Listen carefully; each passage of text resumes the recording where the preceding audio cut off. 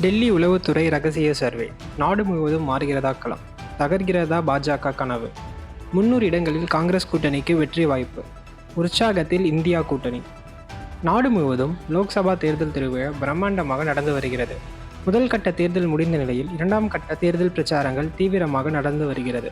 இரண்டாம் கட்ட தேர்தல் பல்வேறு மாநிலங்களிலும் வரும் 26ஆம் தேதி நடக்கும் நிலையில் ராஜஸ்தானிலும் தேர்தல் நடக்க உள்ளது. பாஜக மற்றும் காங்கிரஸ் நேரடியாக மோதும் மாநிலங்களில் ராஜஸ்தானும் ஒன்று.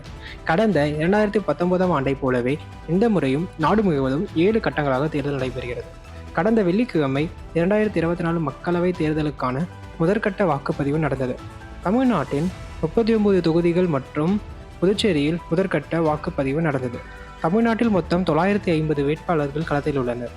நாடு முழுவதும் 21 மாநிலங்களில் உள்ள 102 லோக்சபா தொகுதிகளுக்கு முதற்கட்டமாக தேர்தல் நடந்தது. இந்நிலையில் இரண்டாம் கட்ட வாக்குப்பதிவுக்கு முன்பாகவே டெல்லி உளவுத்துறையின் ரகசிய சர்வேயில் இந்தியா கூட்டணிக்கு 300 தொகுதிகளை கைப்பற்றும் என்ற நிலை உள்ளது.